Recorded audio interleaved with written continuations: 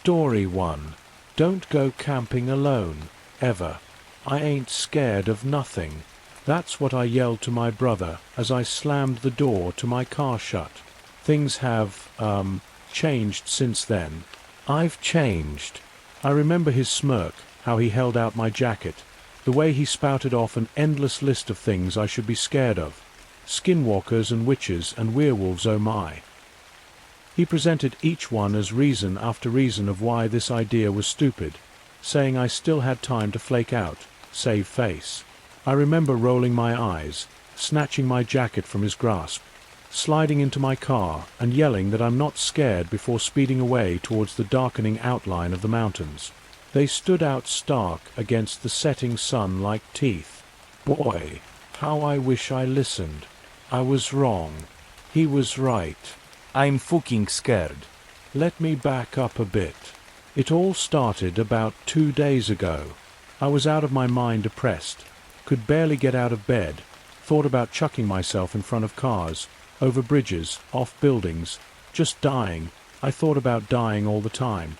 And enough was enough. One of the few friends I had suggested that I try solo camping said it might clear my mind, that the wilderness, the silence, the solitude would do me good. He gave me a list of spots, some more isolated than the others.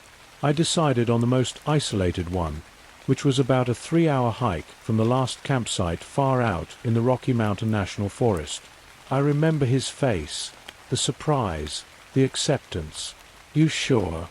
His voice cracked. I nodded, saying nothing. Okay. I mean, it's a pretty secluded place, especially for a first-time camper. He shrugged.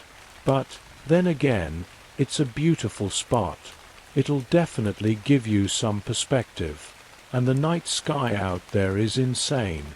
I thanked him and turned to leave, but he spoke up again. Hey, don't let the forest spook you, okay? A word of advice from a veteran.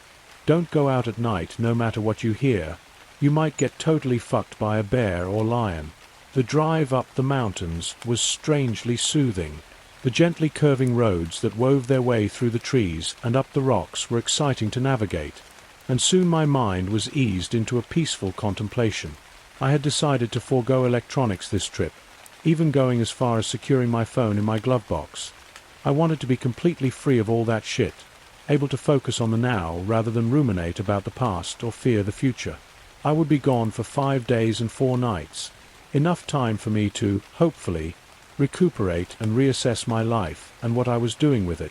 I soon descended into Estes Park and drove through the picturesque town towards RMNP, willing myself not to stay at the Stanley instead.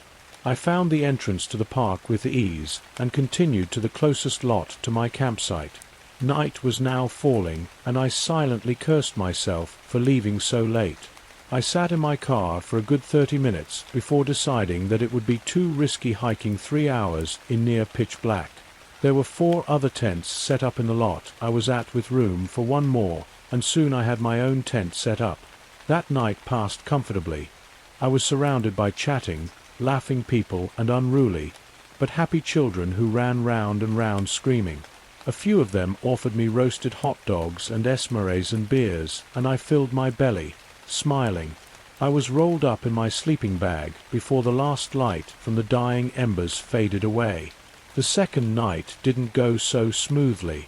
I woke up late, well rested, but still groggy, and took my time repacking my tent. I hesitated at first, wondering if I should just stay there, but at 3 p.m. another family showed up with proof they had reserved the site. So, I gathered my things and set off, and immediately got lost. Navigating by map and compass for the first time and alone is a lot harder than it sounds. And the trees. The trees can be misleading, can turn you around, make you think you're on the right path when really you're miles from where you're supposed to be. Instead of taking me 3 hours to get to the site, it took me nearly twice that time, and I was swiftly losing what little light was left in the day. Finally I found the site. But before I breathed a sigh of relief, I haphazardly set up my tent, building a small fire in front. It was dark now, and I was jumpy. Every sound I heard was seemingly magnified, every shadow cast by the dim light of the fire, a menace.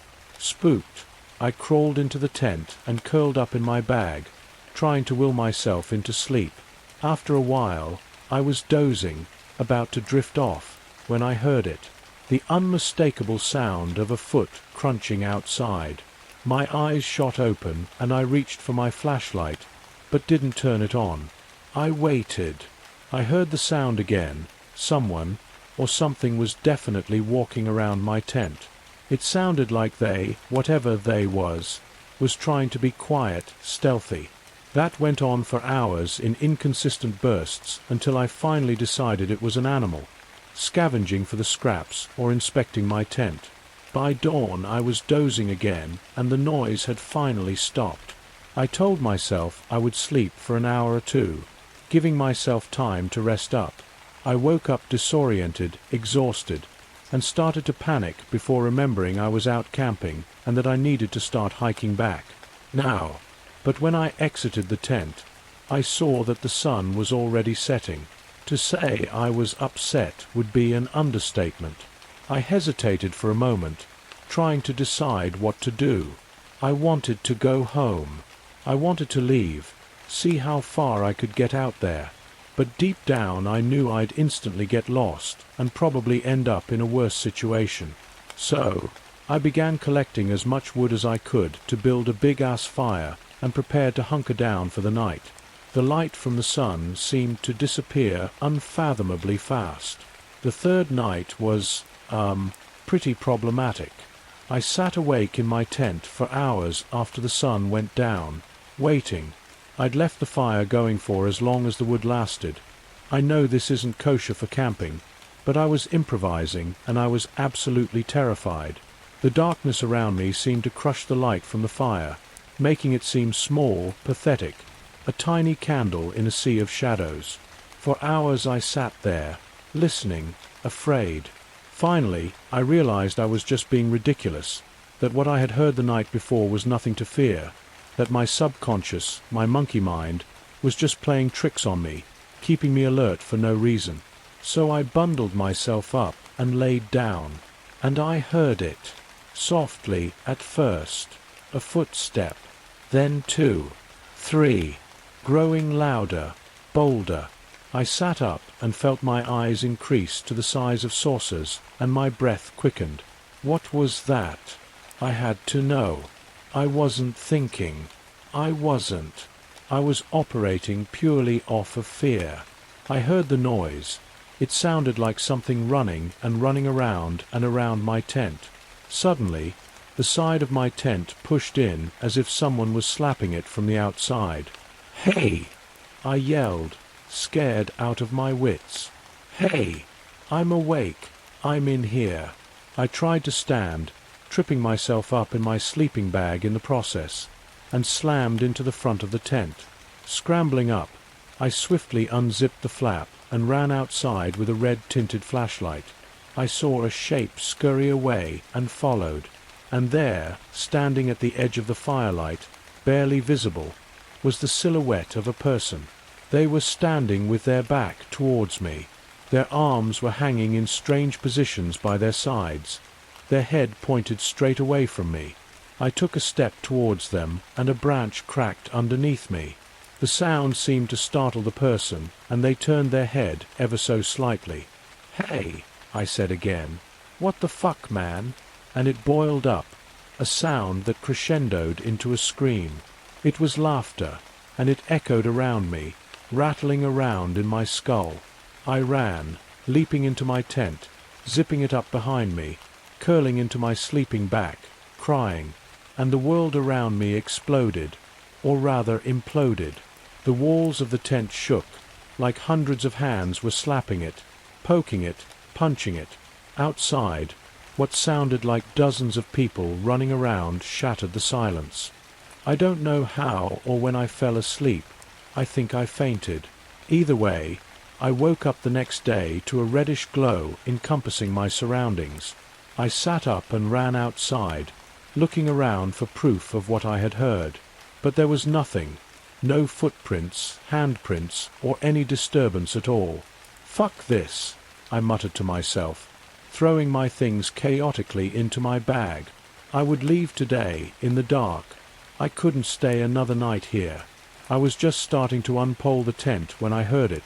A sound in the distance, perhaps carried to me by the wind which was picking up around me.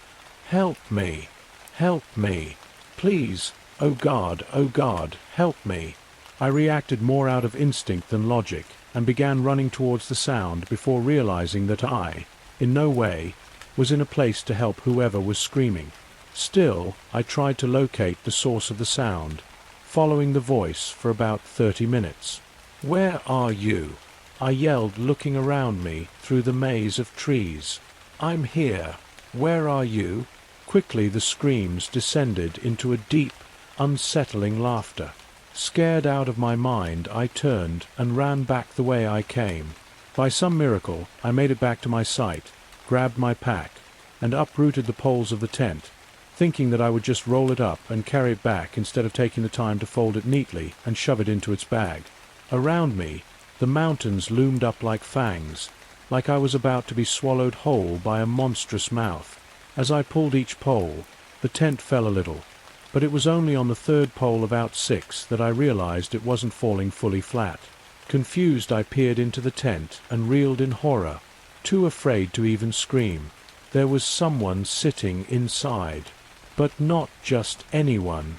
It was me, sitting there, pallor and bone-thin, a too-wide grin plastered on my face. A single droplet of blood rolled down from each eye which, instead of having green irises, were totally, wholly black. I jumped back, tripping over my own feet. Laughter rose up around me, and as I scrambled up I saw my hand that was not my hand reach out from the tent, followed swiftly by the other, then the head. My face that was not my face looked up at me, still smiling, then laughed again. I screamed. I stood. I ran.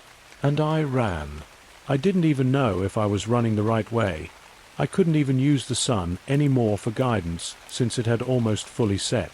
I ran without looking where I was going. I kept looking behind me to see if that thing, was following me. I could feel the trees scratching me up, pushing against me, like they were trying to hold me back, hold me still until that thing came for me. Suddenly a light flashed in my face, and I ran into something solid, something black, something that wrapped around me. I instantly cowered, hiding my face in my hands. Shit! Oh, please God, no, no, no, no! I heard my own voice, terrified, shaking. Hey, calm down. It's okay. You just scared me. Calm down, what's wrong? I looked up and into the worried grey eyes of a human face. The face of a middle-aged man, to be exact. He was holding me up. The flashlight he was using lay fallen at our feet, creating strange shadows behind us. I looked back, fearful of what I might see, but there was nothing, only trees swinging slowly in the slight breeze. "Hey," he said again. "Was that you? Screaming? I came out here to check." I couldn't speak. I was too terrified. I shook my head. "Were you camping out there alone?" he asked, letting me go and bending down to retrieve the flashlight. I nodded, then began crying. "Hey, it's okay. It can be spooky out here. Come on, my car is right over there." He gestured with his head back behind him. I wiped my nose and blinked, finally finding my voice. "Who are you?" He glanced at me, then away. "I'm, a park ranger." But he didn't look like one. He was wearing a smooth black suit, black tie, and white shirt, and his shoes were polished leather, not hiking boots. "Come on," he said again, taking my pack and swinging it onto his back. As he did so, his jacket flapped slightly, and I saw what looked like a Sig Sauer handgun strapped to his belt. "Okay," I said, looking back behind me again. "How did you find me?" He shrugged. "Good hearing." We entered a small clearing, and I saw a matte black SUV with tinted windows, headlights flaring, engine idling, parked in the middle of it. He popped the trunk and threw my bag in as I climbed into the passenger side seat. He climbed in the driver's seat and asked me where he should take me.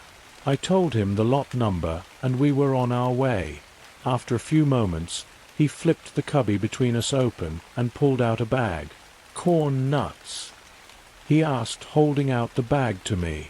I took it gratefully and began chomping away. I licked my fingers, then looked back at him. So, are you really a ranger? He looked at me, then back to the road, but still I stared at him, transfixed.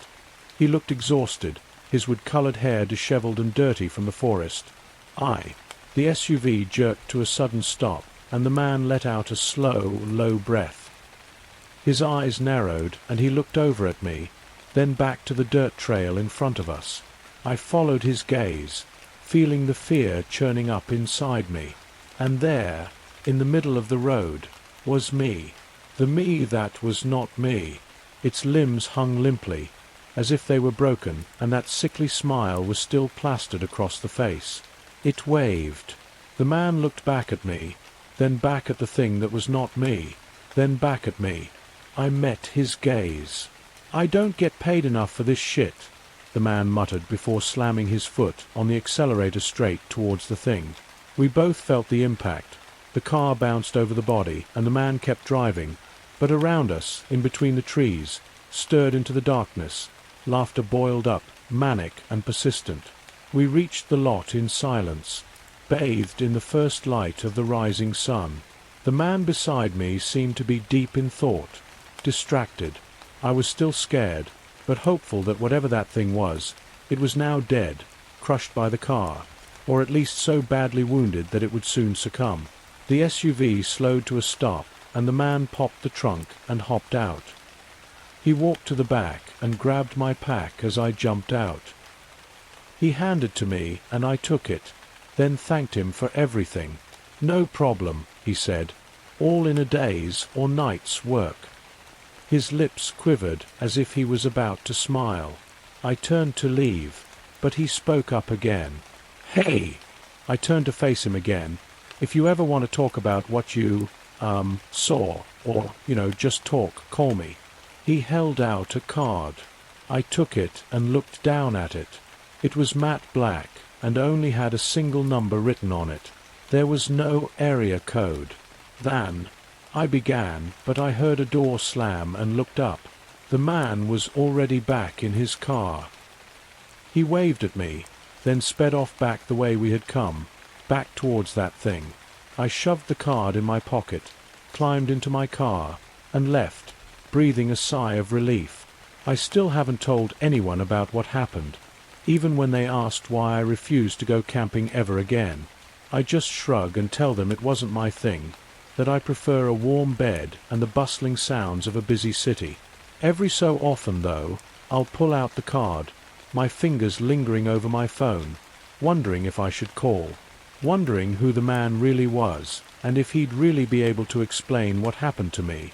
Story 2. The cornfield. I once had a friend who collected heads. All heads, any heads. Big heads, small heads, furry heads, bug heads, just heads, and lots of them. See, he stuffed them, preserved them. At least, he tried. Some ended up looking mutated, like monsters, but still, he treasured each and every one. Well, there was one he treasured more than most.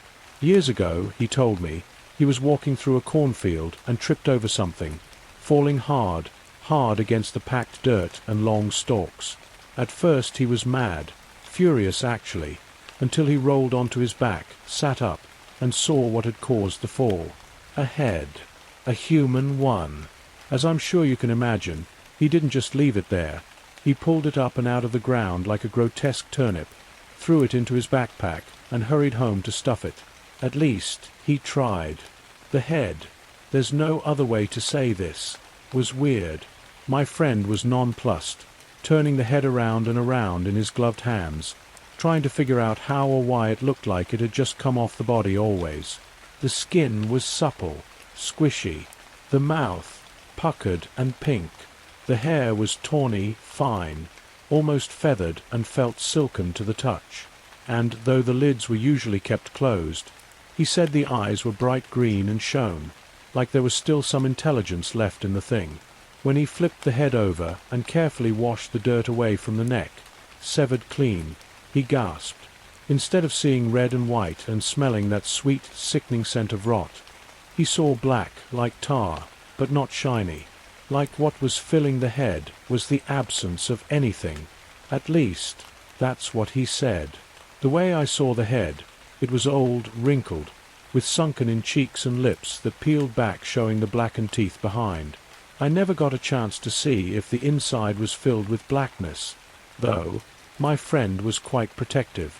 The thing sat, untouched, in a locked glass box that hung from the wall, serene, silent, still. Needless to say, I never believed my friend. A human head, in the middle of a cornfield, perfectly preserved. Right. I figured it was a fake, a piece of art or a lost part of a mannequin my friend had mistaken for the real deal despite his, prowess in the field of taxonomy. But he was my friend, and so I humored him. So when he asked me to accompany him back to the cornfield where he first found the head, I agreed. What can I say? I was curious. It took us about 4 hours one way to get to the place. It was way out from the city, in the middle of nowhere. The only sign of civilization around us was a small, run-down gas station and a single row of dilapidated houses. We stopped at the gas station, and my friend ran inside to use the restroom. 5 minutes later he ran out and simply said, "Let's go." The sky was boiling over now with clouds the color of smoke and thick. A storm was rolling in. In the distance we could hear thunder and see the blurred lines of rain. I wondered if we were close. My friend was hunched forward, inches away from the steering wheel, looking left and right at frequent intervals. I glanced at him, looked outside, then asked if I could turn on the radio. He shook his head violently, saying nothing. I sighed and flicked on my phone, checking to see if there was service. There wasn't. After about 30 minutes, he stopped abruptly, pulling over and parking on the side of the 2-lane dirt road we were on. Around us the tall stalks of corn swayed with the wind, which was picking up as the storm spun closer. "Here," I said. He nodded and jumped out of the car, pulling his backpack out behind him. I got out too and stretched. The air smelled of rain. "So, which way, hey?" I turned and saw the back of my friend disappearing into the stalks. I quickly caught him up and said, "What the hell, man? Were you just going to leave me?" He didn't say anything and kept walking forward. 10 minutes later he made a sharp left and picked up his pace, nearly jogging. Night was now falling and, combined with the approaching storm, I could barely see in front of me, but I could feel the ground beneath me and the stalks of corn around me, pushing back at me. I yelped as I ran into something solid and small before realizing it was my friend who had stopped and was kneeling down in the dirt. "What's going on? What are you doing?" "Here, it's here." My friend's voice was raw, visceral. He didn't sound like himself. "What's there?" "More heads." I was trying to lighten the mood as I grew increasingly fearful and jumpy. "The dream. The head gave it to me. The dream told me it's here." What?" "The head. The dream. The necklace. The head." "You mean that creepy fake head? We're here because of a dumb dream you had." "Necklace." As my friend started to dig in the dirt with his bare hands, it began to dawn on me that I might have made a mistake coming out here with him. He was clearly losing it, saying a head talked to him, gave him a dream. I mean, really? "Hey, man, I think I'm going to go back to the road. Wait in the car." "That cool?" He didn't reply, so I leaned down and pulled the lanyard that held his keys out of his pocket slowly. He didn't indicate in any way that I couldn't or shouldn't take his keys, so I stood straight and began walking away. Now, if you've ever walked through a cornfield, and I mean a real one, not one of those spooky Halloween corn mazes, then you know how easy it is to get turned around. Luckily, the storm helped guide me since I knew which direction it was blowing in from, but I didn't have much time since it was blowing in fast. I had only walked for about 3 minutes when I saw it. A house. A fucking house. In the middle of the cornfield, stalks growing right up against its walls and windows, and it looked very well kept too, not like those run-down houses we passed on our way here. The windows were bright and open, and I could see someone moving around inside. It was either a child or perhaps a short woman, maybe about 5 feet tall. Whoever they were, it looked like they were cooking, maybe boiling something. Yes, this is it. I nearly screamed as my friend approached me from behind. He was holding something in his grubby hand. Jesus Christ. I whispered, "Don't do that." In response, he held up his hand. He was holding a black ribbon with a single silver heart charm on it, a necklace. How? He held a finger to his lips. Sure, she's waiting. Who's waiting? He simply pointed to the house and kneeled down, setting his backpack on the ground. Look, I don't know what's going on, but I'm going back to the car. I'll wait for you there. No. His scream rent the air and I jumped slightly, not at the sound, but at the swift, sudden darkness that enveloped us as the lights in the house went off all at the same time. You can't. Don't leave me. You can't. You can't. She wants me, but I thought, maybe, that if I brought you... Dude, what the fuck are you talking about? He pulled the head out of his backpack. But it wasn't the head, at least. It wasn't how I saw it. It was supple, fresh, alive. It was grinning from ear to ear, its eyes wide open, and when its green irises found my own blue ones, it winked. I screamed. A howl rose up around us, and at first I thought it was the wind, that the storm had finally reached us, until I realized that the sound was growing higher, that it was human. The head, oh, the head, it was screaming, its mouth wide open now, yelling and yelling. She's close, my friend shouted, smiling. She's been torturing me for years, whispering, disrupting my dreams, punishing me for taking her away from here, away from her home. But not anymore. No, not anymore. I brought her you. Fuck this, I said and turned to run, but before I could get even one step in, my friend lunged at me, tripping me, causing me to fall hard on the dirt and in the process drop the lanyard. Around us the first fat drops of the storm fell and the sinister sound of thunder rumbled overhead. I scrambled, but my friend held strong, so I kicked him, again and again I kicked him, until his grasp finally loosened and I stood up. I chanced to glance back and saw a glint of metal, the car keys, and lunged forward, grabbing the lanyard. My gaze shot to my friend rolling in the dirt, sobbing, screaming, the head once again grinning beside him. Behind him a dark, short figure approached.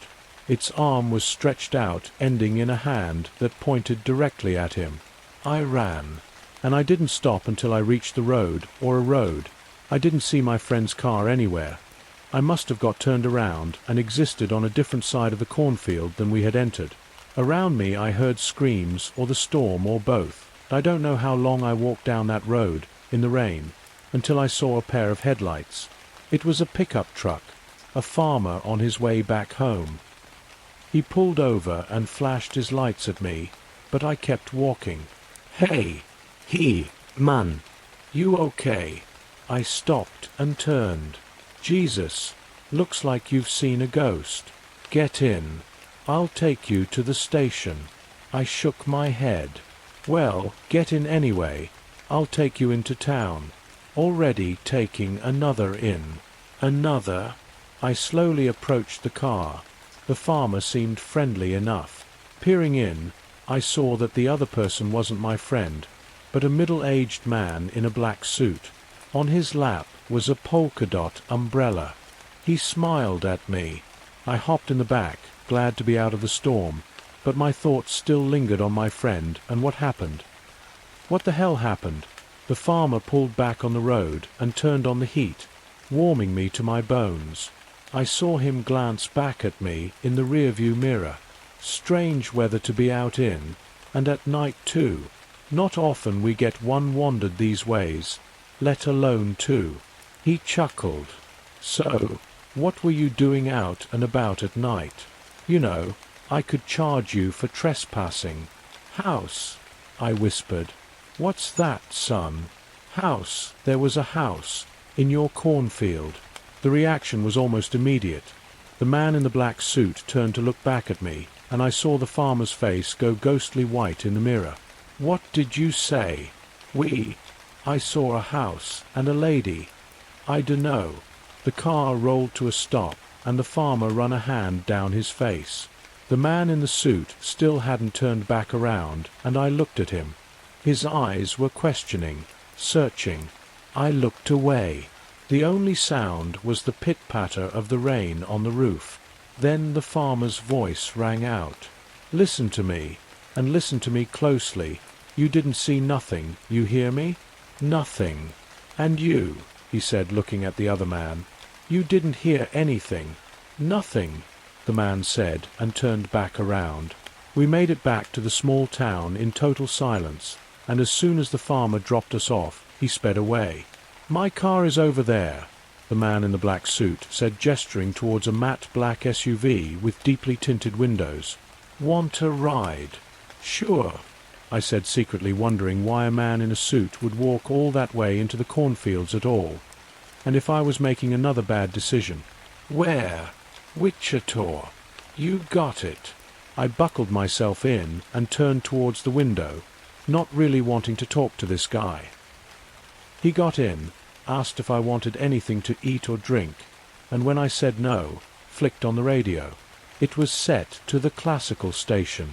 The trip went fine, or as fine as fine can be when you've just left your friend to whatever unknown fate in the middle of a cornfield. The man would turn and look at me every so often, but never said anything, which I appreciated.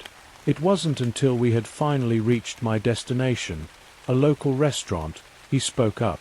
Look, I don't know what happened out there, but I've heard some, strange tales. If you ever want to talk, call, say it's for Spooky. Spooky. He laughed. Only a moniker. Real name's Cooper.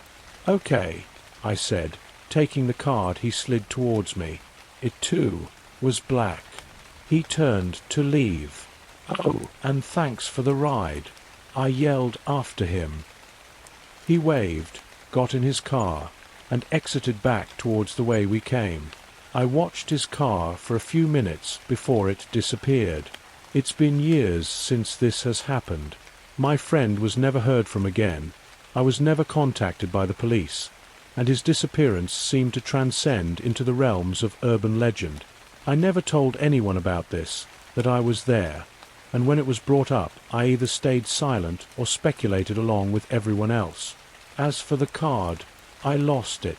It must have gotten accidentally thrown out in one of the many moves I've made over the years. I mean, it was clearly the card of some crazy guy, right? Right.